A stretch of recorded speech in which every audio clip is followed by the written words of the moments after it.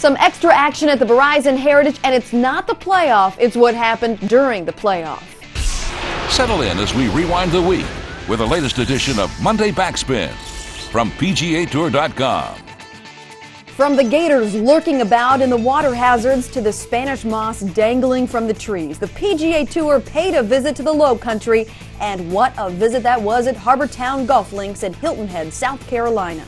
Hello everyone, I'm Casey Black. Brian Davis and Jim Furyk going into extra holes at the Verizon Heritage. Davis made a 17-foot birdie putt on the 18th to spark the playoff, the first one we've seen at the Verizon Heritage since 2004. During their second go at the 18th, Davis's second shot proved to be costly. He hits the rocks, ends up on the beach, and just as he goes to hit it out, Davis hits a reed in his backswing. Thinking he may have committed a penalty, he alerts the PGA Tour staff. They then determined that the reed was a loose impediment and he was given a 2-stroke penalty. Jim Furyk goes on to win for the 15th time on tour, his second this year. Furyk is now second in the FedEx Cup standings and is leading the Kodak Challenge after his birdie on the 18th Saturday. And there was action all week long before the playoff on the 18th. Take, for example, the opening round leader. He was coming off a highly publicized grouping last week at the Masters with Tiger Woods. For 4 days, Choi went head-to-head with Woods. It ended up tied for fourth with the 4-time Masters champion. Choi, however, wouldn't hold his opening round lead long at Harbour Town. The next 3 days, he shot in the 70s and wound up tied for 41st. And a similar story for 5-time winner at Harbour Town, Davis Love III. He also looked like he was making a run at the title, which would have been his 6th. After his opening round 67, 3 shots off the lead, he shot the next 3 days in the 70s, quickly moving down the leaderboard.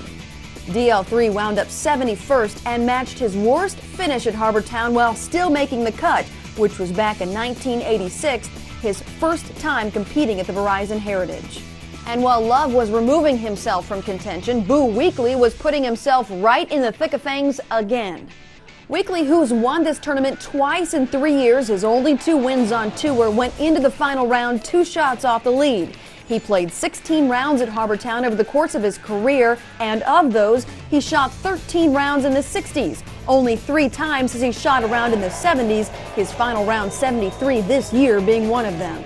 And rookie Ricky Fowler appeared to be making a run on final round Sunday. He was 6 under on the front 9, shooting 1 eagle, 5 birdies, and 1 bogey, but then started out his back 9 with 3 consecutive bogeys. Fowler wound up 4 under on Sunday, 8 under for the tournament. Bob Stevens is in Hilton Head, South Carolina with more to look back at the Verizon Heritage.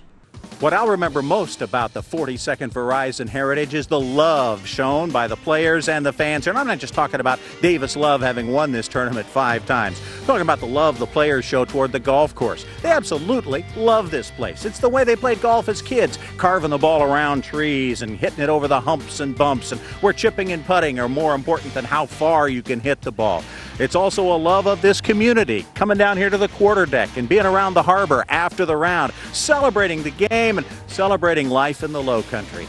And this town loves this tournament back. They've been coming out here for years and years, raising over $1 million a year, somewhere in the middle of the pack in fundraising for charitable contributions here around the island for charities. And yet, this is the smallest market on tour. This is the Green Bay of the PGA Tour. And you know how important Green Bay is to the NFL.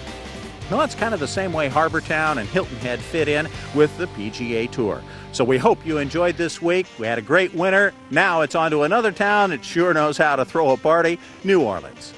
Thanks, Bob. The PGA Tour is now heading to the Big Easy, the Zurich Classic of New Orleans. You can watch the opening round coverage on the Golf Channel starting at 3 p.m. Eastern Time.